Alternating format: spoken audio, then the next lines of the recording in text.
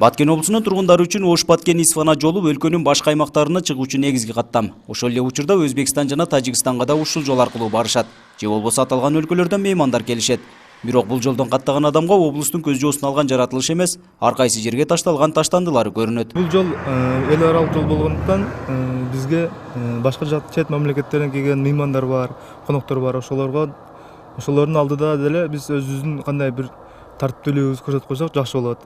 Ошол таштабасак, жол четиндеги жаман нерселер көрүнбөсө, өзүбүз үчүн деле жакшы да. Жолоочулар дагы эле ушул машинада кетип аткан ар кандай пакеттерди, ар кандай нерселерди таштап коет. Ошолорду дагы карап айдоочулар таштабагыла деп өзүбүз деле эскерсек болот. Аталган жолдун 120-130 чакырымдарында ташталган таштандылар 2 жылдан бери турат. Бул аралыкта кимдер тарабынан ташталгандыгы боюнча далил жок.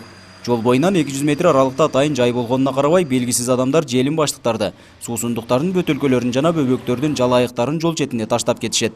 Мындай терс көрүнүштөргө жол берген кызматтарга мыйзамга ылайык чара көрүлөрүн экологиялык жана коопсуздук боюнча мамлекеттик инспекциясынан билдиришти. Ошол территория кимге карай турган болсо, ошол аймактын башчысы жооп берет. Шаардын территориясы болсо, шаар мэриясы жооп берет. Шаардын мэриясында ошол жерден жооптуу адамдар коюлат. Ошол тазалык боюнча жооп бере тургандар буйрук менен чыгарылат. Же болбосо жоопкерчиликке мэрдин өзү мойнуна алган болсо, анда мэрдин өзүн жазалашка туура келет. Кадамжай шаарынын айланасындагы тазалыкты сактоо үчүн шаардык бийликтен жылына 5 миллион сом бөлүнөт. Жумасына бир жолу тазалык ишканасы жол боюндагы таштандыларды тазалап турары айтылууда.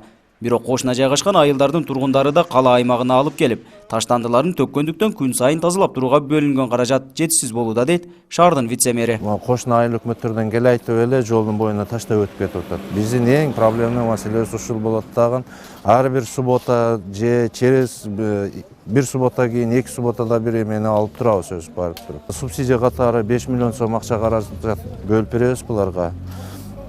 Бирок айлык акылары азыраак болгондуктан кээ бир учурда жетише албай калабыз, техникабыз жетишпейт. Облус аймагында атайын таштанды таштоочу 7 жай бар. Ага тазалык ишканалары гана таштандыларды чыгарбаса, көпчүлүк жарандар ар кайсы жерге таштап кетишет. Мындан улам жогорудагыдай терс көрүнүштөр орун алууда. Буга чекит коюуга тиешелүү жактардын каражаты жетишсиздиги айтылса, ага кошо эле мыйзамдардын иштебей жаткандыгы да кошумча болууда.